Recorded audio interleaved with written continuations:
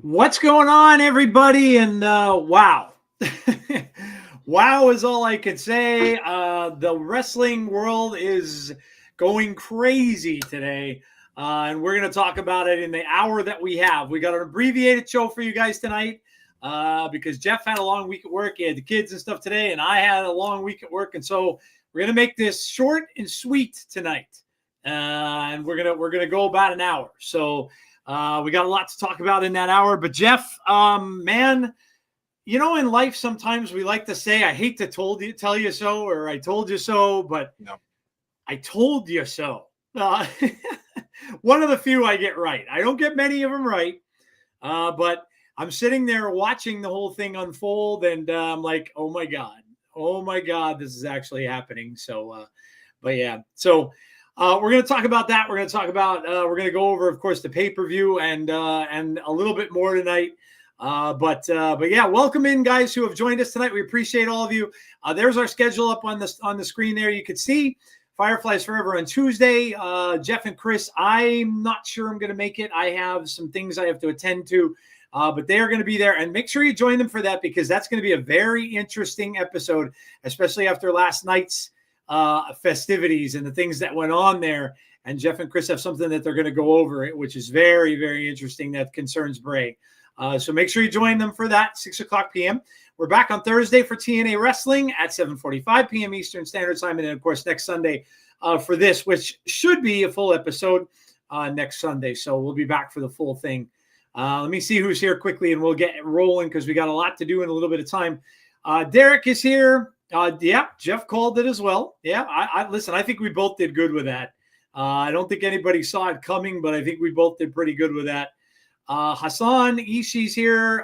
Big Dan, John Bennett, Andrew Stevens, Jason Stoffer, Odin's son, Terrence, Barry Monkey, Jason Peace, Damian Robinson, Tazzy's in the house. What's up, Tazzy?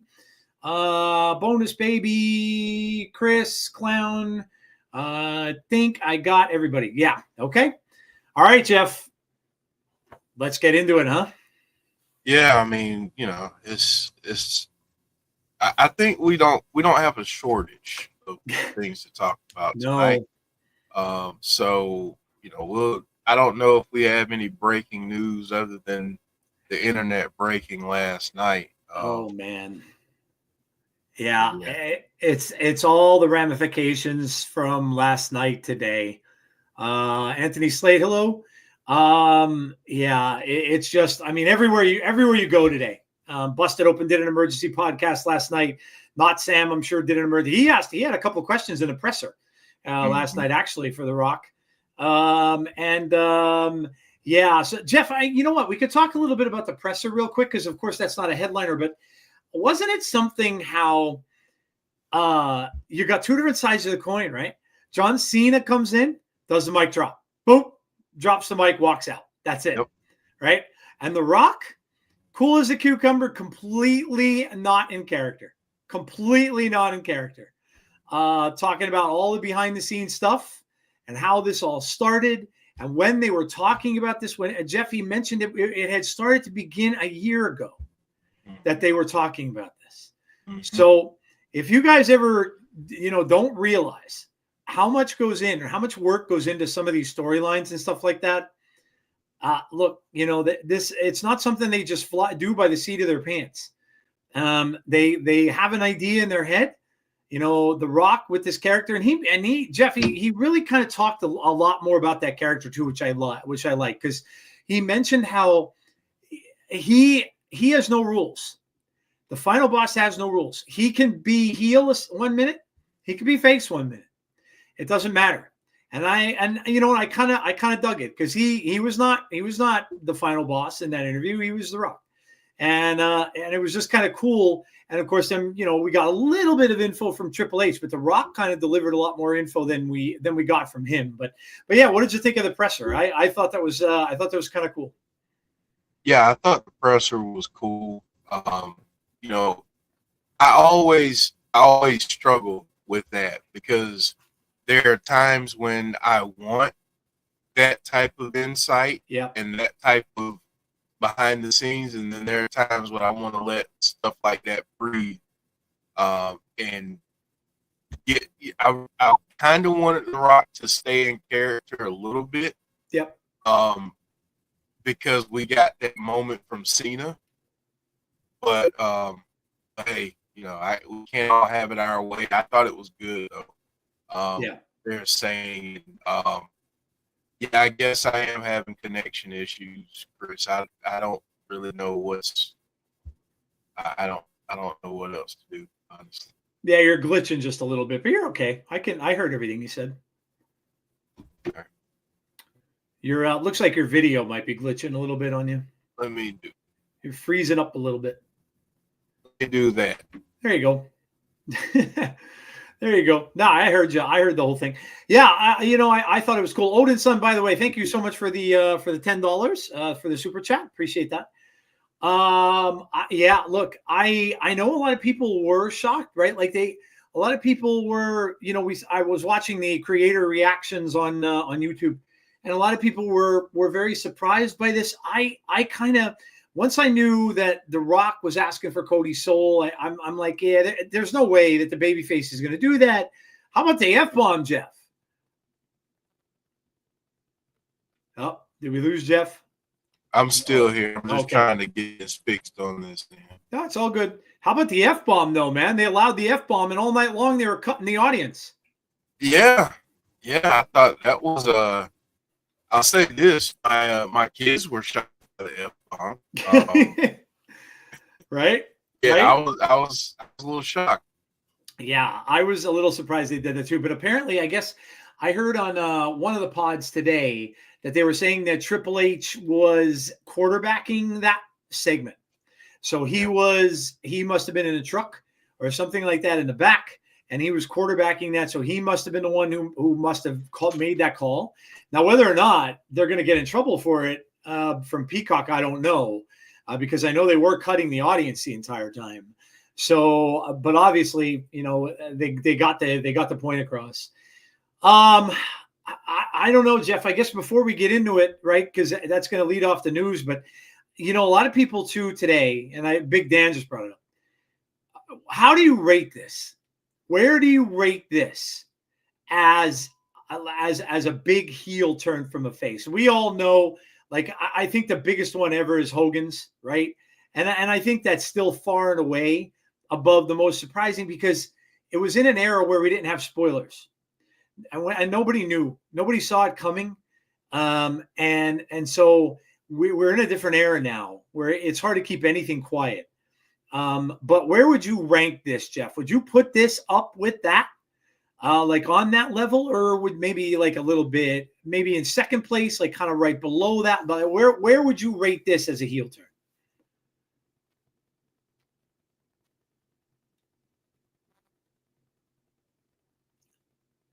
Are you still there, Jeff? Uh-oh. Now we may have lost Jeff. Not good. All right. Well, I'll read some comments, etc. Hopefully he'll come back. Let's see. I hate all the breaking kayfabe, but The Rock is just making it worse. See, I didn't mind it. I didn't mind it last night because I wanted an explanation. I didn't really get it, but we got a behind the scenes. So I was okay with that. At least we got something. There you are. You're back. You look better, too. You look better. Man, I love technology. I know, right? But no, I was asking you, how would you rate this as a heel turn all time, Jeff, in pro wrestling? Would you put it up with Hogan on that level, or would you put it like, maybe a little bit below that level? I'd put it a little bit below it. Yeah, okay. And I think the reason why I say that is because I think with this is something that a lot of us wanted, but most of us had already been like, you know what, it's probably never going to happen until recently, until he did that press conference after the Rumble. Yeah. So I mean, it's up there, don't get me wrong, but I think the shock and awe of the moment at Bash at the Beach, and then seeing all the trash and everything get thrown into the ring and all of that stuff, and Bobby the Brain Heenan and everybody melting down on commentary, which I got to give it to Michael Cole. He dropped a word too, and I was like, man, that you kind of feel like it's like you're in the heat of the moment. So but I think it's definitely top 5 for me. Might even be top 3. Yeah. But yeah, it was. I thought it was really well done, and I just kept saying last night because JJ was sitting there and he's trying to figure out what's gonna happen. I'm like, watch Cena, watch Cena, watch Cena, and then boom. So yeah. How about that look on his face? Oh man, good stuff. Oh my God, when he was hugging Cody and that big, like just that scowl on his face, when I'm like, wow, dude. Like, I didn't know. Cena was heel. A lot of you don't remember. When he first came in, he was a heel. Yeah. But he was more like kind of an annoying, goofy heel. Like, he wasn't like the, oh, I'm just gonna kick your ass. Like, he wasn't that kind of a heel, but oh my God, that evil look that he had on his face. Yeah. I mean, absolutely perfect. And now, look, let the speculation begin, guys. Where does it go? Where does it go? I was thinking the stuff was flying through my head yesterday, and I was sharing some stuff with Jeff. Like, we all know Punk's got this favor, right? Does Punk get involved? Punk now obviously has some beef with Cena because he got eliminated, and Punk doesn't like him the way it is. And now, could he possibly be an ally maybe of Cody, get himself put in that match and make it a triple threat where now all bets are off, and maybe Punk could cost Cena, or does John Cena win the title and The Rock cost Cody? So there's a lot of different directions that this could go. But yeah, it's gonna be a ride, Jeff, to Mania now. With all this going on, and a lot of the stuff which I guess we'll cover in a little bit, but a lot of the stuff that we got from the chamber going forward is going to be absolutely crazy. Yeah, and I just wanted to add this too. I think going forward, I think everyone had kind of gotten used to the schedule of the Royal Rumble really feeling like the kickoff in the road, and the acceleration towards WrestleMania. Yeah. I think going forward, the Elimination Chamber is going to do that, because if you think about the sheer amount of storylines, and I'm not just talking about the men's Elimination Chamber, I'm talking about the entirety of the card. There's so much that came out of this that they can now build on, and now you got matches that are pretty much set up for WrestleMania at this point. I mean, we're going to talk about the first one soon, but man, just good stuff all around. I thought that I think by far and away this might have been my favorite Elimination Chamber. I don't know about you, but I think in terms of what the stakes were and everything that they needed to do, I think they knocked it out of the park. Yeah, I would agree, Jeff. We only got 4 matches, but you know what? They had something in every match. Like they had the Jade Cargill thing, obviously at the beginning, right off the bat, she comes out, with that happening, and then of course in the Kevin Owens Sami Zayn match, you got the Randy Orton thing. I'm sitting there at the end of that, and I'm like, they're taking too long. They're taking too long. Sammy's down. Something's going down. And I'm thinking, it's got to be Randy, right? Yeah, it has to be coming back. And I'm thinking, maybe not. Kevin starts walking down the aisle. And how about that, man? Randy almost uses the punt kick, which we haven't seen in forever. So we got that. And then, the women's tag match was pretty good, right? With Trish and everything like that. And then, and then the men's. I mean, we got something to go forward with in every match, Jeff, and it's setting up Mania. You're right. You're 100% right. You're going to have Orton and Kevin Owens for sure at Mania. Jade Cargill, obviously, it could be Jade Cargill and Naomi at Mania. I mean, they're setting up all of these matches, not to mention, Jeff, the fallouts of the Chamber. Yeah. In each one of the matches too, because now you could get Punk and Logan Paul. If they're not going to have Punk involved in the championship in any way, can get him and Logan Paul, Drew McIntyre and Seth. There's any number of ways, or Drew and Damian Priest, and the same thing with the women. So that's really what you saw is just kind of all these pairings off. So yeah, you're probably 100% right with that, where they can just go from the Elimination Chamber now and set up most of the WrestleMania card. Yeah, I think. There's so much they got set up. Like you said, you want to go ahead and get into it? Yeah. Yep. Let's do it. All right. So here we go. So here's the Elimination Chamber recap and the picture that is just surfacing all over the place. Man. This one here, man. I mean, who would have thought, right? With Cody laying in his own blood again. I mean, wipes the blood again on another belt. So Rock's done that now twice. And you know what, Jeff? I didn't even realize until I end up watching it back that Cena, everybody kind of thought Cena hit him with brass knucks. Jeff, he hit him with that watch.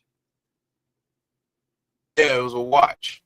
Yep. He hit him with the watch that came into play from before. Yep. Yeah, it was the watch that he was gifted from Triple H and Nick Khan, I guess. So. Yeah, absolutely. Ryan Satin retweeted a guy hinting at third man based on the Rock's hand gesture, but yeah, I don't know. I don't know that. I mean, I think it's better off Dan is 2 because it makes sense with the Rock and Cena both being on the board. They're both on the board of directors. So who would make sense as a third guy? There's nobody else in Anthem right now that would be a third man. And I don't really know why they would need a third man anyway, because they're already 2-on-1 against, against Cody. So yeah, I don't know. I don't know. I just think he was always doing that. Like Rock was always doing that countdown thing. He did that even when, the 1-2 when he came out with Roman, right? But it could just be 1-2. It could just be me and Cena.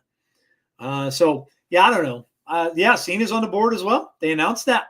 That was shortly after The Rock was announced, and then they showed Cena in the building as well. And then Cena was all dressed in a suit and everything like that. So yeah, he's on the board as well. I don't know if he's high up as The Rock is, but he's on the board as well. Yeah. So this is, Jeff. Do you think that this is kind of a little bit of a reenactment of the corporation storyline that Vince tried to do with Stone Cold and it failed miserably? Yeah, I think they are trying to do some type of replay of. I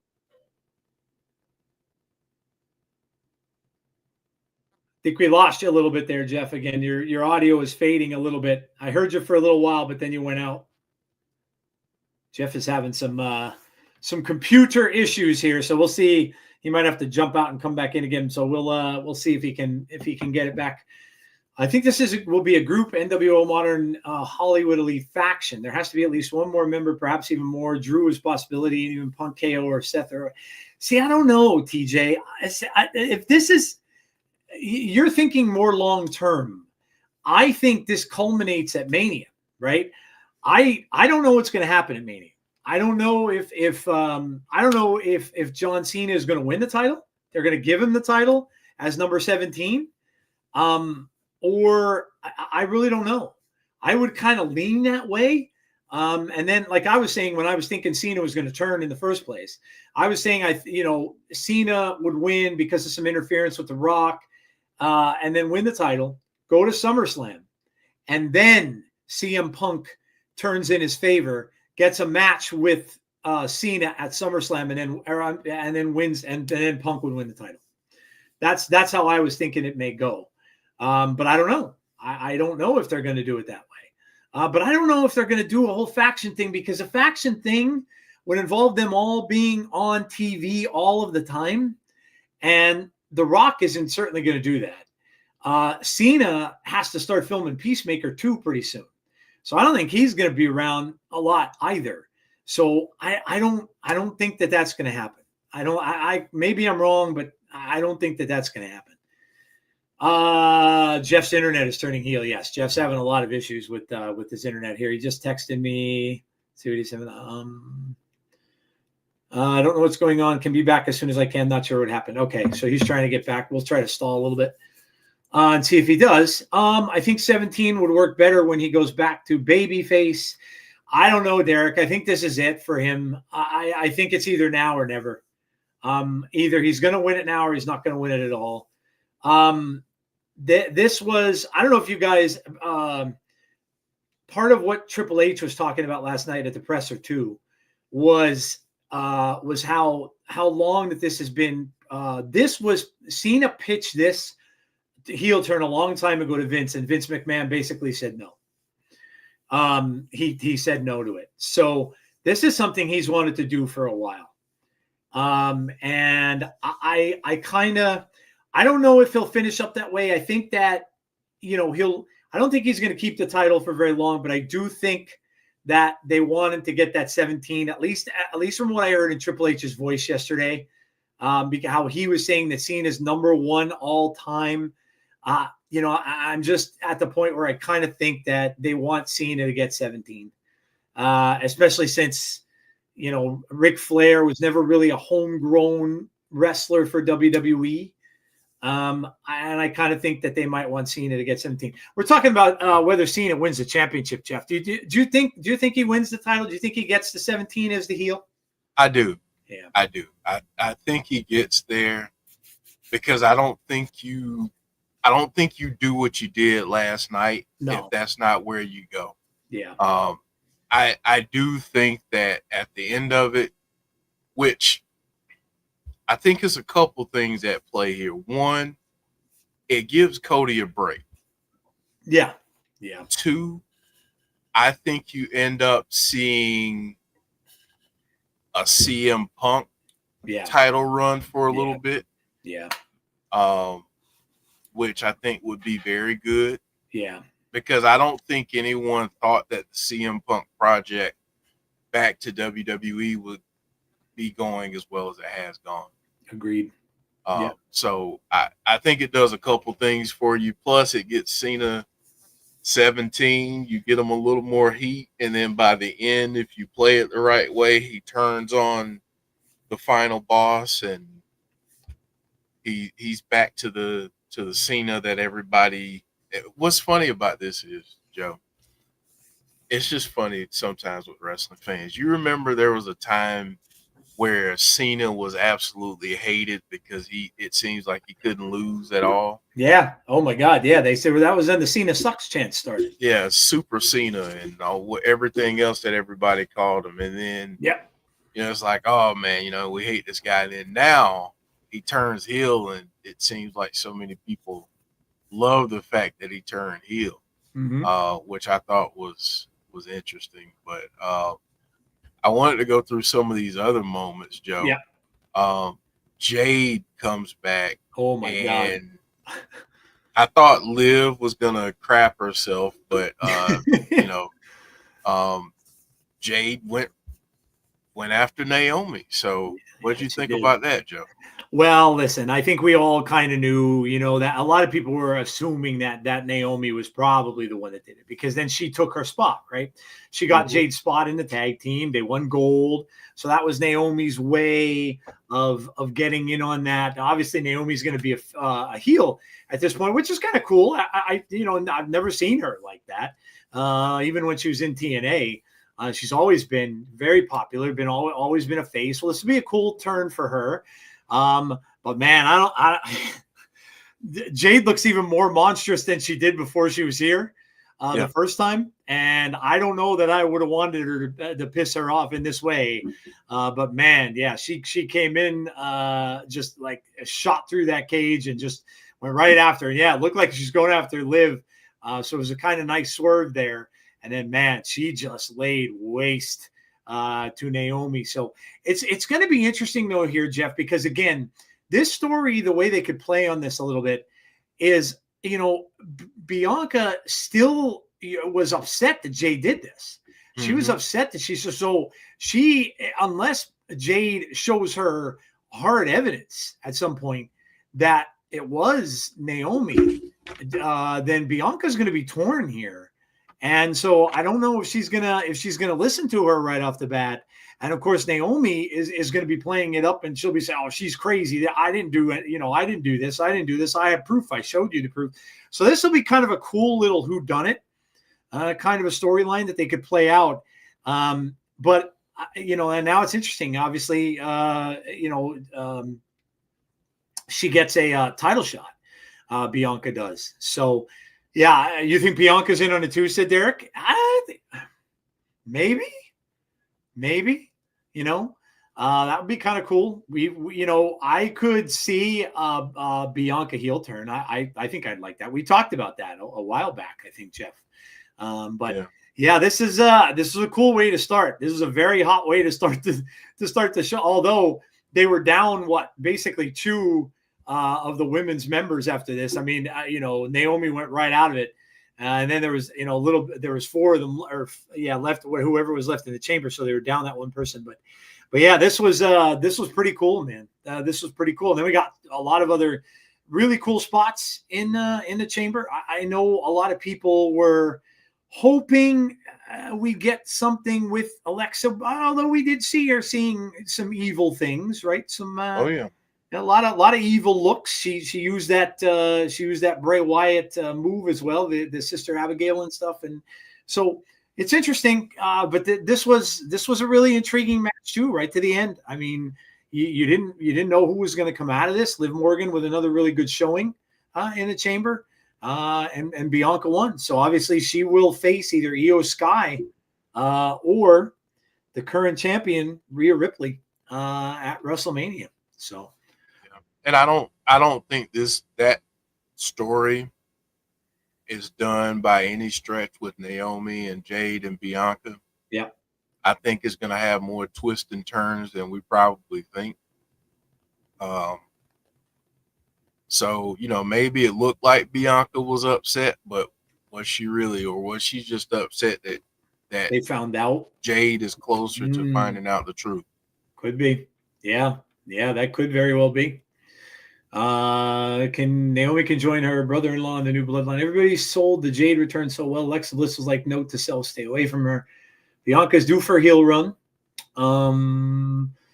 Alexa isn't in charge in the 6. No, I understand what you mean. If as far as if not being a faction, but the thing is, as you said, Cena has wanted this for years. How about even if this being his last year was a ploy? No, I don't think so. I think no, I think that's 100% real. I think once he said that he was done, I think he's done. I don't think that was a ploy in any way. I do think he's done. He's got a lot of things going on outside of wrestling and stuff like that now. So I absolutely think he's done. But yeah, this was cool, Jeff. I think the right person won. I think Bianca was the right pick here. Whatever we're going to have. And we'll see, Jeff, if we start seeing some heel tendencies from her. Yep. And obviously pairing up against Rhea, if indeed Rhea is the one she faces, then Rhea might drag a little more of that out of her in that match too. Mm-hmm. I agree. This was a lot of fun, I thought too. Yeah, listen, it's great seeing Trish, obviously in front of her home country and everything like that as well. Was very cool to see. The big thing, Jeff, that I was looking for in this match was because we all know that Tiffany is facing Charlotte Flair. They really need to build her up. They really need to build her up. She's got to really start.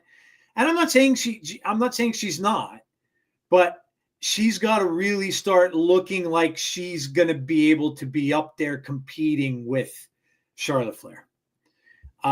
Because and this was the right thing to do with her in this. Have her go over, and that's that's what had to be done in this match. And so but that's on the road to WrestleMania. They have to get it to a point where people can believe that Tiffany is going to be able to that she's going to be able to beat Charlotte. That's the big thing, I think, going forward. But yeah, Trish looks amazing, Jeff. I don't know how she stays so young looking is beyond me. Yeah, Trish looks fantastic. Like she never even left. But yeah, this was a treat for the fans, obviously, to see her and seeing her in there and still being able to do an amazing job wrestling and stuff like that too. So this was very cool. Good Lord. I'll tell you, Kevin Owens really went down and dirty, man. He really, really went down and dirty in this. And, we saw some things here, saw some spots here that we don't normally get to see in WWE. Now, I'm thinking to myself, Jeff, and I had to laugh because when I'm listening to Michael Cole's making, the commentary and stuff like that, right? All I could think to myself was, man, I would love to hear Michael Cole officiate a Monsters Ball match. Because, could you imagine how nuts he was going? And there really wasn't any blood drawn. Right? No. Could you imagine if they would have, if Michael Cole would ever end up doing a Monsters Ball match, and all the blood, like that one where Macklin was just river of blood coming out of his head onto the floor. I couldn't help but chuckle to myself a little bit. But look, they got everything out of this they needed to. It was brutal. I'm sure that was means to an end. We got the big return from Randy Orton. We almost got a punt kick from Randy Orton, and Randy screaming, "You tried to break my neck! You tried to break my neck!"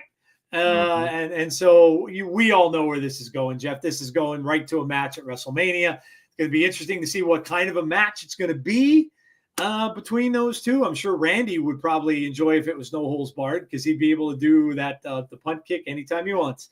And so I imagine Sammy will probably get a little break.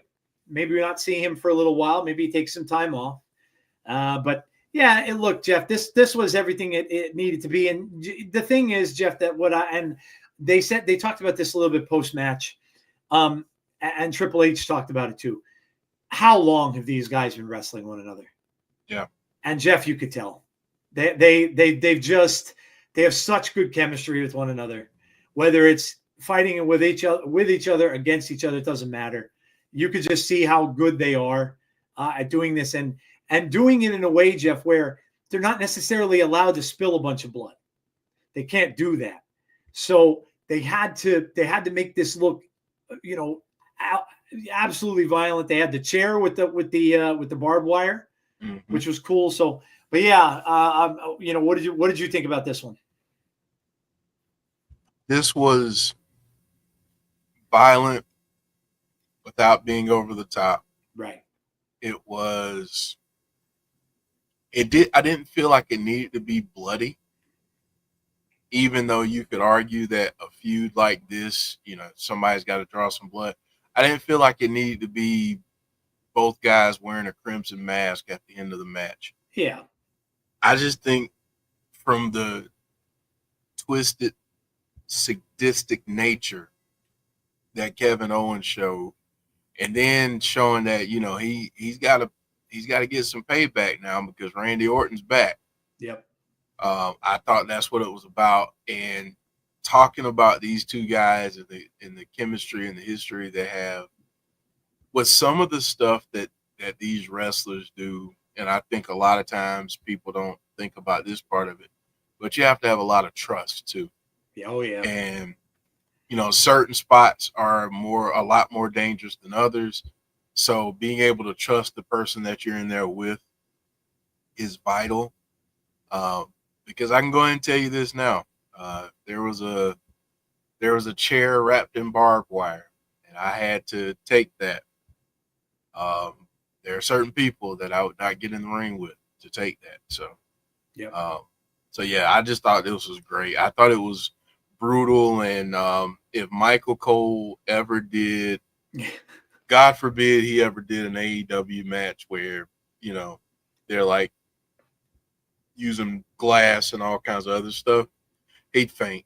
I think you might be right. He'd faint right there. Yeah, I think you might be right. Yeah, he was going ballistic from the stuff that they were. And when they brought the barbed wire chair into play, like he was like, "Oh my god," it's. I'd love to see him rest. I'd love to see him do something. But listen, that's probably why Michael Cole is one of the best in the business, and he really he lets you know why. He gets into that. He audibilizes what fans are feeling and stuff like that, and that's really what you should do in that situation. Where would you rank this among PLEs, Mark? That's kind of a loaded question. It's really hard. I could say this, and I agree with Jeff. I think this is the best Elimination Chamber I've seen in a long time. So I'll just put it up there with that. I'm not going to go comparing it to really anything else because we're just kind of starting this year, right? All we really had was a Rumble so far in WWE. I'm not going to go compare it to other PLEs, but I'll compare it to itself. And I will just say, I think this is probably the best Elimination Chamber we've had in a while, like Jeff said earlier. So I think in terms of the moment, the Cena moment, that's probably a top 5, top 10 moment of all time in WWE history. Yeah. But I think in terms of the overall pay-per-view, while it was great, I think we got to give it time to breathe and see what we get out of it between now and Mania to really judge how great it is and how great it was. Yeah. Yeah, and then of course we had the men's, right? We had a lot of cool stuff happening in this, right? Like a lot of different back and forths and stuff like that. I'll tell you who kind of impressed me in this, Jeff, was Damian Priest. Yep. I thought Damian Priest was really impressive in this. He held his own.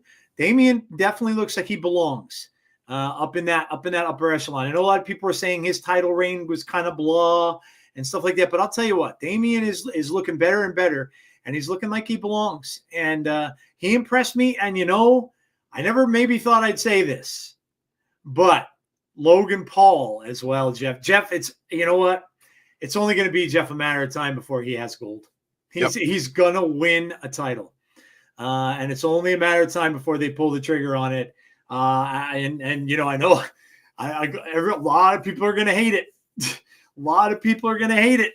But he's going to win gold at some point, and I don't think it's that far away that he's going to win something. So and this time it won't be the U.S. title. No, he's going to win a major title, and I know people don't necessarily want to hear that, but he's going to because he looked good in this match as well. CM Punk looked very good as well in this, and his confrontation. How about when he gave Cena the big hug? How about that one? I didn't expect that. Punk has been, the pipe bomb, for God's sake, has been so clear about John Cena and his feelings about John. Didn't really expect the hug coming from Cena, but yeah, this was another great one as well. Seth lasting as long as he did and right till the end again. Seth always seems to be right in the mix. Drew, Jeff, I don't know, man. We might see Drew snap even more than he had before. He was eliminated first, and so I can't imagine that's where he wanted to be. But yeah, look, and again, like I said, matchups, man, matchups. If CM Punk isn't involved, in any of the stuff with the title, then certainly, Jeff, they could go any number of ways. They could have another match with Seth. They could have, like you were saying, you could end up with that triple threat that they were kind of rumoring about with Roman Reigns and Seth and CM Punk. There's so many number of ways they can go with Punk, and Punk is just so over. It doesn't even really matter. He's just so over with the fans right now that, But yeah, look, they got everything out of this, and as far as Cena winning, once he won, in my head again, like right there, I'm like, gotta be turning him, because I know that they've done face versus face, but it's never as interesting as it is when you have face versus heel, and so. Yeah, but this was good too, Jeff. I mean, I like this all the way through. There were a lot of cool little spots in this and everything, little moments and stuff like that, and I thought this was a great match. The question that I have for you in the chat is, what did you think of the finish? Not having Punk get pinned, having him pass out from the move instead of having him tap or get pinned. What did you think of that? Because I'm going to throw this out there. I think all that matters. Yeah. And I think, I mean, we already talked about it. CM Punk has a favor to cash in. What's that favor, and when are we going to find out about it? I have a feeling it'll be soon. Yeah, I would agree with you. I think that favor that he's got coming from Paul Heyman is going to factor into something.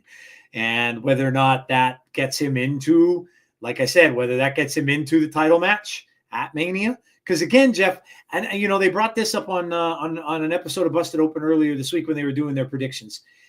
The thing with Punk, Jeff, is this: he's not a young man anymore, right? Right.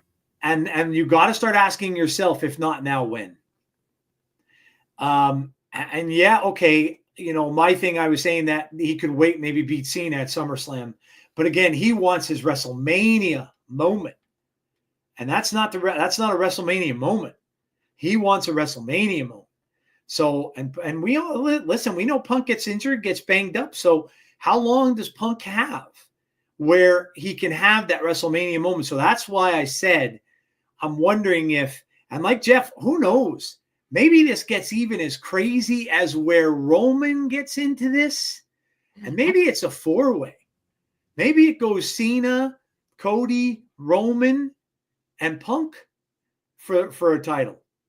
Because then you're protecting, Jeff, your ultimate babyface, right? Because like, who cares? If one of those other guys win it, the odds are the current champion's probably not going to win a match like that anyway. So there's any number of ways they could go, but CM Punk, I don't think they can wait too long with him.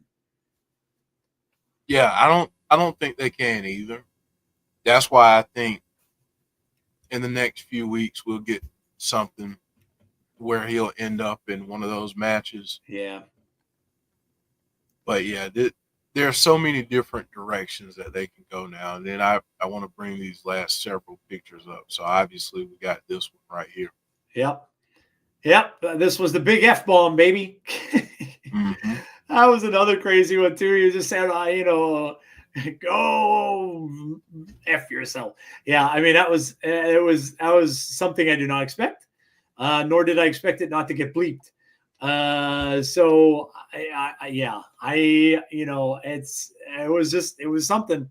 I expected him to say no. I totally expected that. Did not expect the way he did it. And of course The Rock just stood there and took it. Well, now we know why. Because you would think that The Rock would have just attacked him right in a spot and just started popping him right after he said it. But now we know why. And all through it, you had to keep in the back of your mind wondering, why is John still out there? Mm-hmm. Right? Why is he still in the ring? He was celebrating when Cody said it. He was jumping up and down like he was all happy and everything. But why did he hang around? Well, we found out. So, just really, really, really, Jeff, brilliantly done. And look at that. If that's not a heel face, what is? Oh my God, look at that. He almost looks demented a little bit, doesn't he? Like he said, he almost looks like in a horror movie when the person turns into the psycho, right?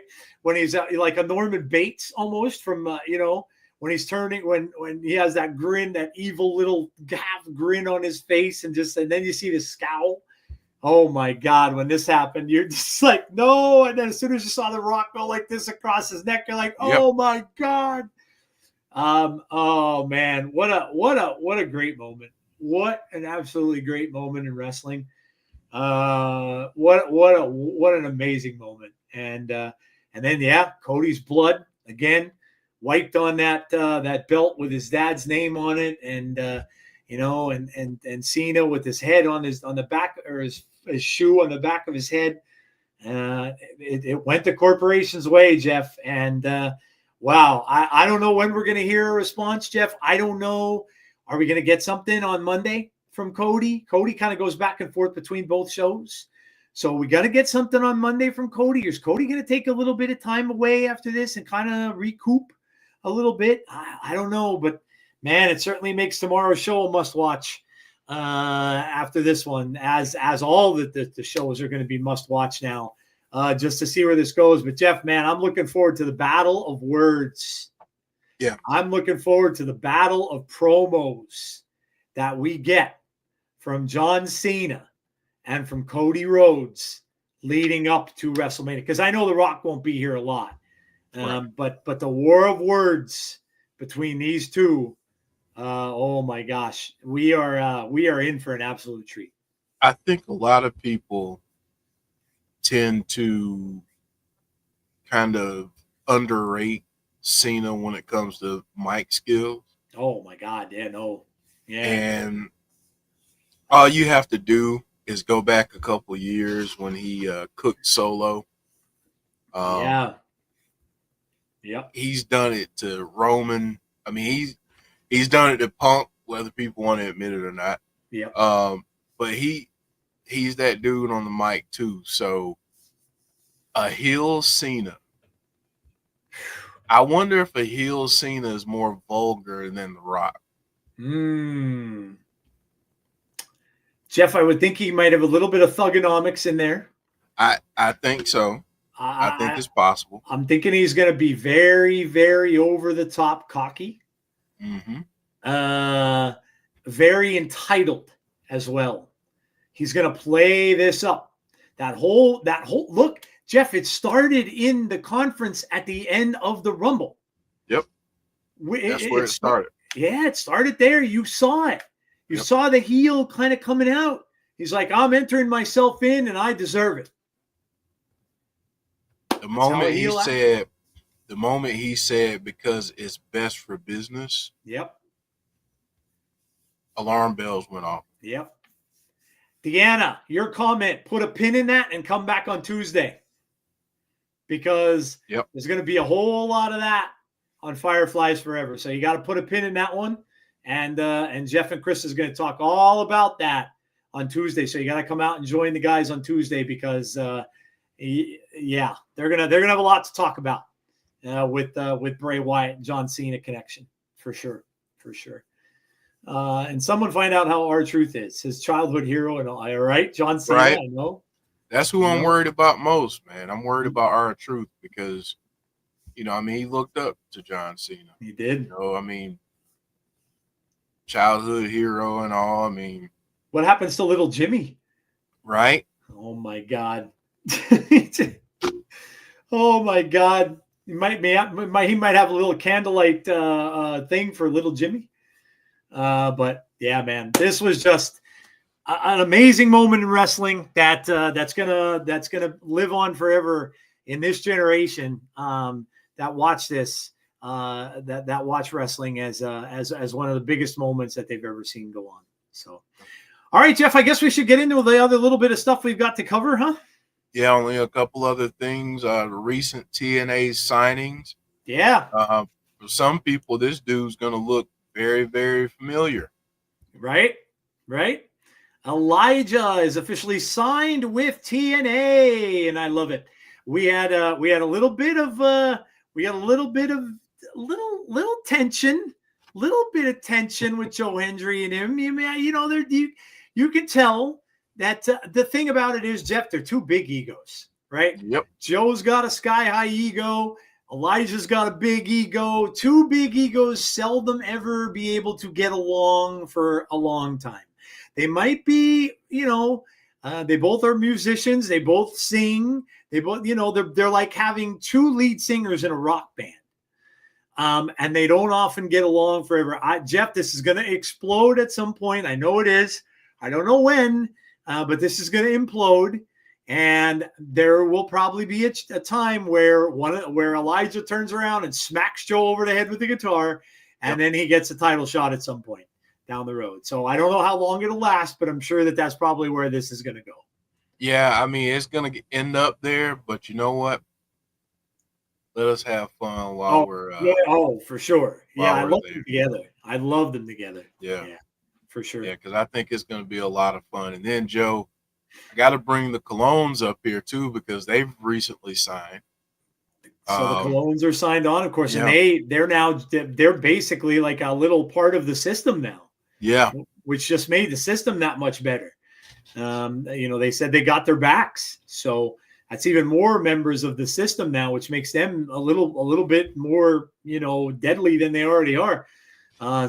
Yeah, Jeff, look, I was, we saw both of these guys at that live event, and we were both kind of hoping that that they did indeed sign, and now we found out that they certainly did. So huge signings to start the year for TNA, and I'm sure there will probably be some more as the year goes on. So I love this. Love the Colognes in here, and I love Elijah in as well. I think it's great signings for both.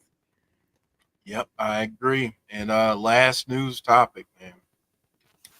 If you don't watch NXT, you might want to, especially if you're a TNA fan. Yeah, you got to tune in for this because we got championship matches, guys, on this show for NXT. We got the Hardys there against Fraxium, actually. Yeah. And then of course, oh my God, Moose against Obafemi in what could be, Jeff. This might not be the end of this. This could have a part 1 and a part 2, because we might see these two again on a pay-per-view for TNA. So I don't know if these guys are going to be done with one another, but yeah, titles on the line here.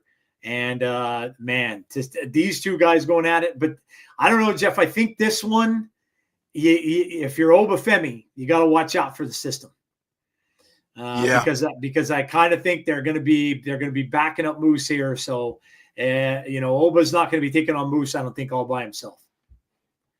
Yeah, and I think Obafemi will have some help. Yeah. I think the Hardys will have his back. Yep. Leon Slater for sure. Yeah, that makes sense. But this match, yeah, I'm hoping that this is the first of like 5 this year. Yeah, man. In some capacity, because these two, man, I can't wait. This is going to be great. Yep, 100%.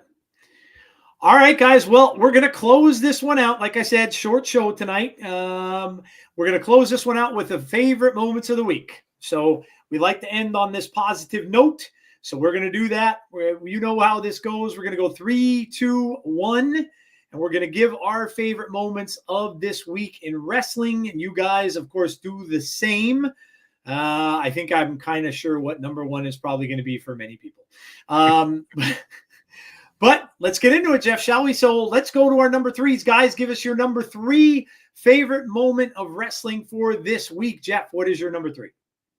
Man, my number 3 favorite moment of the week, and I got to go back a little bit to this, but I really enjoyed this last episode of TNA.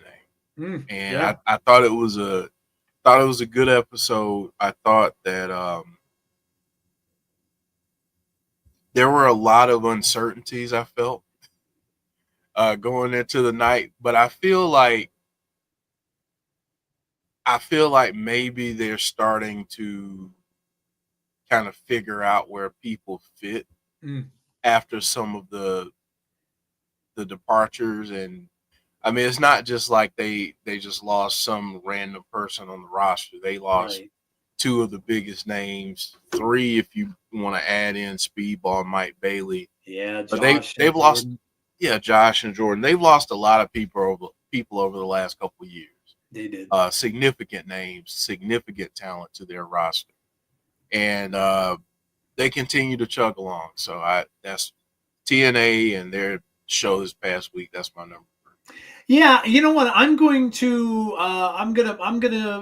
I think we have pretty similar thoughts here. I'm gonna play along with that too because yes, I would agree. I think that what I enjoyed the banter, obviously back and forth between Elijah, Joe Hendry. I thought that was great.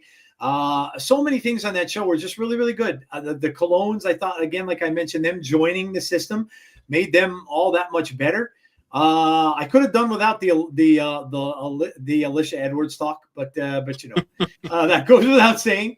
But yeah, look, like Jeff said, you know, some companies, right? Like I'm not talking necessarily WWE, like the really big companies, but some wrestling companies that are out there.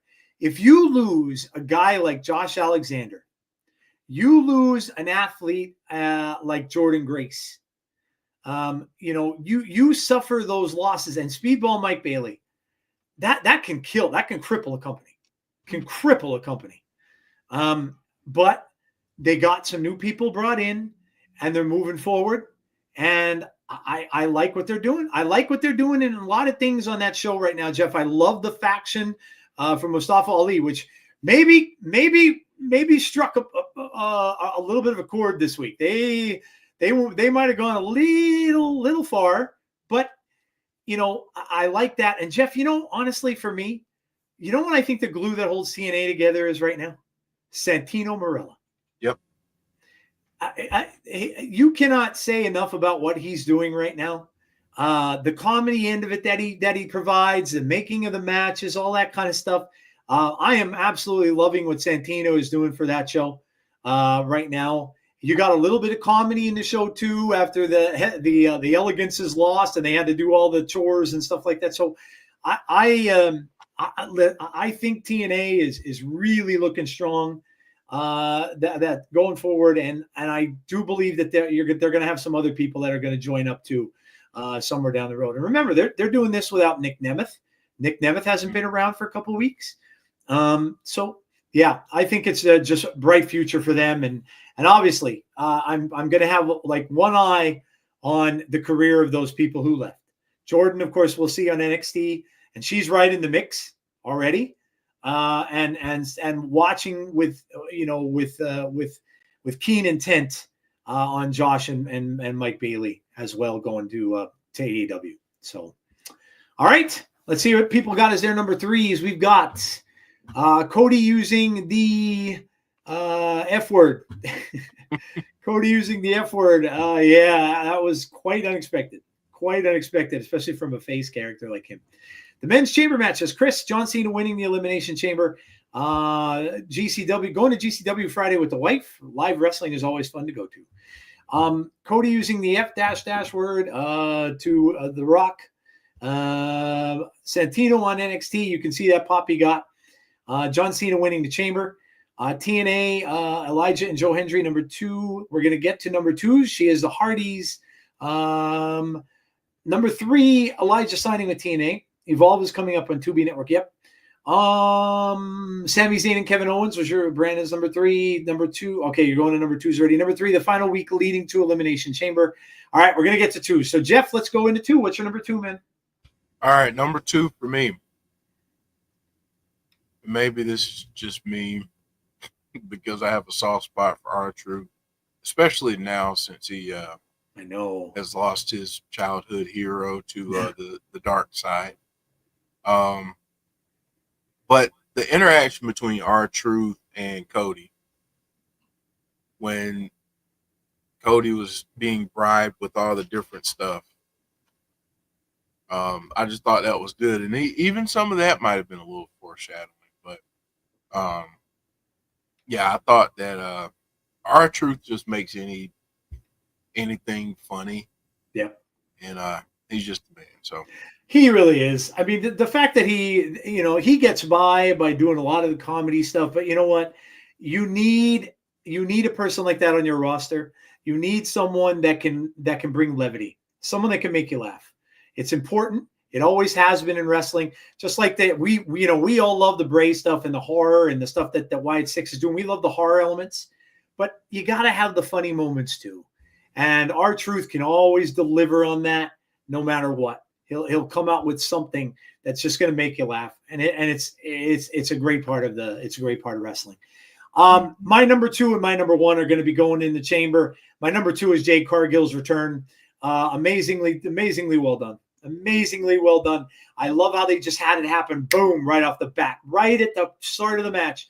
They didn't even get into the match, and boom, she comes flying in. That was brilliantly done. They could have waited until everything ended. They could have had it happen in the back. They have her come out, show again that shows a lot of dominance, shows a lot of what she, and they're spotlighting her. You don't think that they have that woman right now as someone that they're going to shoot to the moon, then you're crazy. You're crazy. She is unbelievable talent, and how the Elimination Chamber just started and kicked off like that was just absolutely phenomenal. So that was my number 2. All right, let's see what people's number 2s are. We've got number 2, ending of Elimination Chamber. My number 2 is the beginning of the women's chamber match with Jade going after Naomi. Number 2, Jade Cargill's return. Number 2, Alexa Bliss and Wyatt Six glitches from SmackDown. Number 2 is the return of Jade Cargill and Randy Orton. I could have included Randy in mine as a number 2 too. Yeah, that's a good point. 2 returns. Big dance to the dismay of Kevin Owens. Elias and Ezekiel's brother Elijah signs with TNA. Number 2, the return of Jade Cargill and Randy Orton. Malachi Black back in WWE is Brandon's. Number 2, Hardy Boys on NXT. Title for title match being made between Stephanie and Julia for Roadblock. Chris Craig says number 2, Jade Cargill's return. No worries, Conrad. It's all good, man. We're just doing a short one tonight. All right, guys, let's get to our number 1s, and we'll end this thing. Jeff, what do you got for your number 1? I'm pretty sure I know what everyone's number 1s are going to be, but Jeff, what you got for your number 1? So my number 1, quite simply, I'm just going to say Elimination Chamber, start to finish. Yeah. Obviously, the moment that kicked off the show with Jade, seeing her return, seeing the absolute craziness of the match between Kevin Owens and Sami Zayn, and then having Randy return, Trish Stratus in her own country, getting that ovation and seeing her and Tiffy team up. Still don't know. Maybe the Fountain of Youth is in Canada because right. Trish has seemed to find it. I need my share of it too.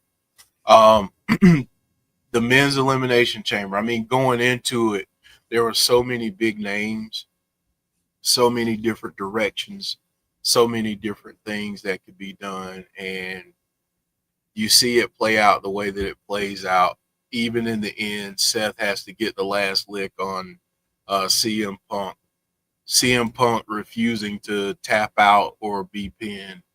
John Cena coming away the winner. And then, as if John Cena against Cody Rhodes at WrestleMania wasn't enough,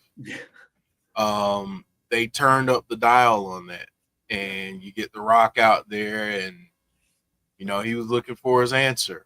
And he got it with the go F yourself from Cody. He did. And John Cena's back there cheering until he was stomping and punching and everything else. So I thought it was a good night. I thought the other thing that stood out to me is this. I think sometimes as wrestling fans, we love wrestling so much that we don't let things breathe. Yeah. And we equate great pay-per-views or PLEs to having 8 5-star matches on the card. Sometimes less is more. Yeah.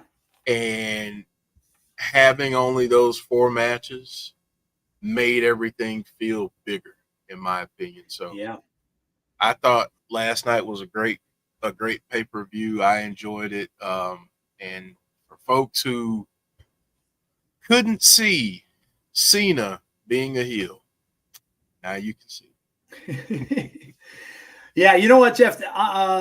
Great point about the thing, because the less is more thing is a great comment, because a lot of times you think you need like 12, 13 matches in a pay-per-view, but you don't. If it's all condensed, and the pay-per-view was still long, right? It started at 7, went till 10 o'clock, right? It's still 3 hours long, a little over 3 hours long. So it was fine the way it was. And like Jeff said, sometimes I think matches get lost.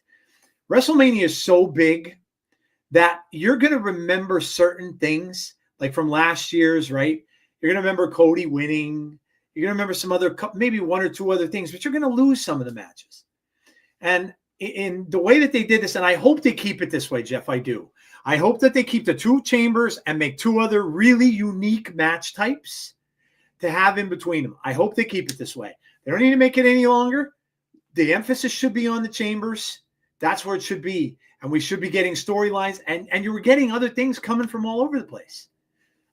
We got Randy Orton's return in one of the matches. We got Jade Cargill's return in one of the matches. You're having all this other stuff going on. So, yeah, it doesn't need to be bigger. I thought it was perfect the way it was. Very well done. My number one, yeah, I mean, overall, it's probably the same as yours. I guess you could say the Elimination Chamber as a whole, but we as wrestling fans, we watch this because we want to have moments. We want to have moments to remember for the rest of our lives. There's moments I will never forget as a wrestling fan. Seeing Hulk Hogan slam Andre the Giant. I'll never forget it. Never forget that. Moments that we have, Jake the Snake and Alice Cooper. I'll never forget that either. There's things that we said, Jeff, I know, with Ricky Steamboat, in his matches. I will never forget that stuff. I'll remember that stuff when I'm old and older and grayer. But you guys, a lot of you are young, and a lot of you are just kind of getting into wrestling. You've only been watching maybe for 5 years, 7 years, 10 years, right? Maybe a little longer for some of you others. But wrestling's about moments. And the Cena turn last night was a moment. And John Cena is doing this, I think, for the moment from it. I think for just because it was something that he wanted to do and wasn't allowed to do before. And we are going to be the beneficiaries of it. And we're going to see an amazing story that's going to progress now. What is it, 5 weeks until Mania, I think? It's going to progress now for these 5 weeks. So we're in for a ride. And it's something for maybe younger people that were fans of John Cena when they were very young. And now they're a little bit older that have grown up with Cena now are seeing a different side of him for the very, very first time. So yeah, that's my number one. Just a moment in wrestling that we got that we're never going to forget anytime soon. So, all right, guys. Well, look, that is going to be it. We did go a little over, but we are going to get out of here for the evening. We apologize for the shortness, but we wanted to get something out there because of the big events and stuff that happened last night. But we are going to go for tonight. We'll be back next Sunday with a longer episode and a normal size episode. But again, don't forget to tune into all the shows we've got coming up. Make sure you check out Fireflies on Tuesday, because again, like I said, with that comment that Deanna made, they are going to definitely go over that and have a lot of that. I know Chris has a lot planned to talk about with Jeff about the Bray Wyatt connection to all of this stuff with John Cena. So make sure you check that out. 6:00 p.m. on Tuesday, Fireflies Forever. 7:45 p.m. Eastern Standard Time on Thursday. Back for more TNA. We're getting closer and closer to the pay-per-view. And then, of course, we have Between the Ropes. Jeff and I will be back next Sunday with a full episode on Between the Ropes, where I'm sure we'll have a lot of these things to talk about and more, and a lot more storytelling in between that we'll have to talk about. So, Jeff, final thoughts from you, my man, and we'll get out of here. Yeah, I thought last night was a great night. I think we got one of the top 10 moments of wrestling moments of all time last night. And, I think it's okay to let this breathe. I think sometimes in society these days, we we rush to make things the best that we've ever seen. And it's okay to be like, that was great, but let me fall back a little bit and see if this ranks up where I think it is. Right now I'm saying it's one of my top 10 moments of all time for wrestling. Whether it lands in the top 5 or top 3, I think that's down the line. But in terms of a shocking moment, in terms of something we never thought we'd see, one, we never thought we'd see Cena turn heel. Two, we never thought we'd see Cena align with The Rock. Yeah. And I mean, Travis Scott, we can talk about him another time, but in his place in all of this. But yeah, I thought that last night was great. And if you were concerned before about the road to WrestleMania, hopefully you got on board last night, because I think the car is zooming towards that now. 100%. All right, guys. So there you go. That is going to do it for us for tonight. Thank you all for coming out. We appreciate it. Again, make sure that if you are new to the channel, please subscribe. Please make sure to drop a like on the video for us tonight. We'd appreciate that very much. And also hit the notification bell to be notified about when we have future content. So from Jeff, from myself, have a great rest of your night. Enjoy Raw tomorrow. And we will see you all back here for Tuesday's episode of Fireflies Forever, where we'll talk about Alexa Bliss. We'll talk a little bit about the connection between Bray and John Cena as well. Have a great rest of your night, guys. Take care. Be kind to one another always. And hopefully we see you all for the next episode of The Insiders. Good night, everybody, and we'll talk to you soon.